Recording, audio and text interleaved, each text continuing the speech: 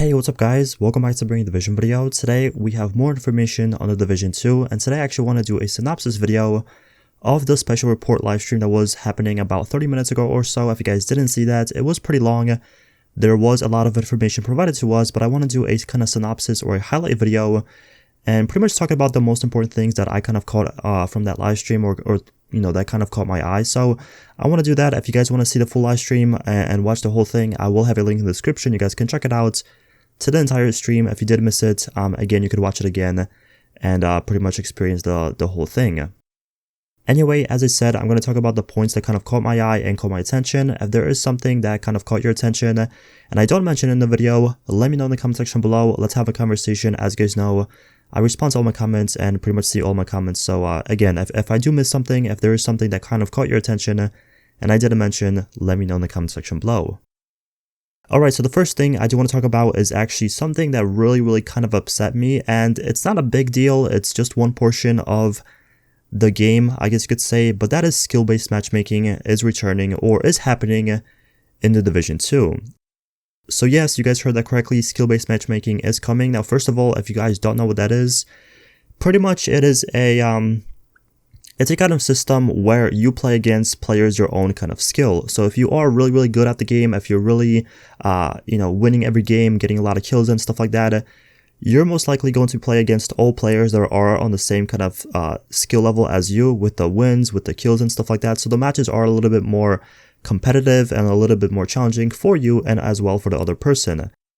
Now, if you are a new player or a complete newbie, you are going to be playing against the same people as your skill level, as I said, and that kind of makes sense, I guess you could say, because you got to understand, if someone that's new to the game or doesn't really play too much PvP, if they go in a match like Domination or TDM and they get completely squashed and they can't get a kill, there's like a 99% chance they're not going to go back there and they're going to be playing PvE or go play something else. So I do understand where they're coming with this and kind of including skill-based matchmaking. But this is something that I have personally seen and experienced to kill a lot of games. Not really kill a lot of games, but pretty much make a lot of people angry in the game.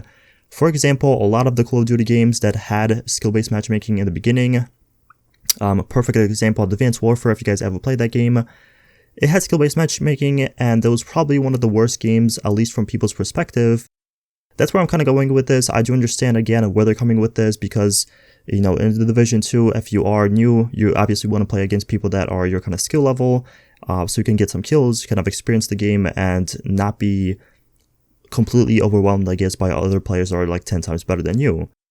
This is pretty interesting. I have never really heard too much information on this before in the Division 2 about skill-based matchmaking, so let me know how you feel about this. Do you think this is a good idea for them to include, or do you think this is a bad idea? Because, again, look at the both sides. If you are new, I do understand, but also, if you are really good and if you have a lot of wins, and, you know, a pretty high KD, kill-death ratio, it's going to be a little bit more challenging to get those gameplays, those crazy, you know, clips and stuff like that, because everyone you pretty much go against is going to be very good. So, you know, again, we're not really sure how hard the skill-based matchmaking is going to be. It could be very light. It could be very, very hard that you only go against the top of the top players if you're really good.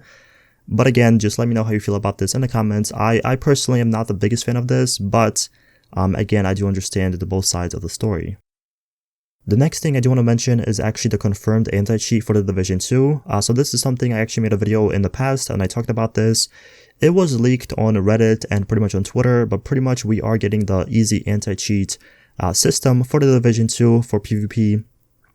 And personally, I'm pretty happy with this. I have heard some mixed reviews on this, that yes, it's pretty good, and yes, it's pretty bad. So I guess it just depends on who you ask. But personally, I do understand that this anti-cheat is being used in like Fortnite or Ghost Recon, stuff like that.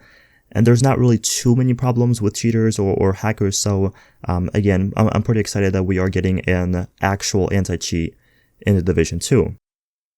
Also, we did receive a list of the dedicated servers coming to the Division 2.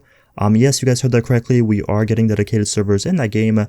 And this pretty much is the list. These are the main servers. And there's 13 locations in total, which is great news. And I'm not really sure how many locations there were for the Division 1 for the servers, but I do think we're getting a little bit more in the Division 2, and hopefully these servers are really good and run very smooth. The final thing that caught my attention was the perk system in the Division 2 Dark Zone. Now this is nothing really new, we have a lot of information about this, I did make videos about this in the past, if you guys want to check them out, I will have a link in the description, but we finally have a confirmation of how many levels we are actually getting for this, and the answer is 50. So yes, we are getting 50 levels to pretty much help you out in the Dark Zone, anything from like rewards to bonuses, to make your character a little bit stronger and kind of help you out in the Dark Zone.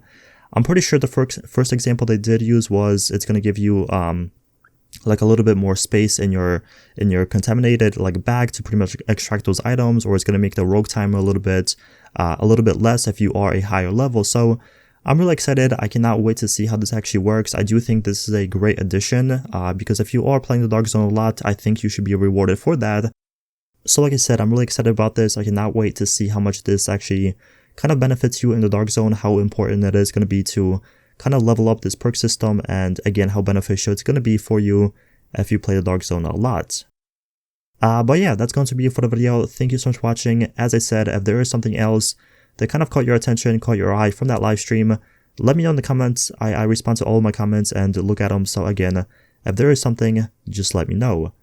But besides that, thank you so much for watching. Don't forget to leave a like, subscribe for my videos, and I'll see you guys in the next one. Peace out.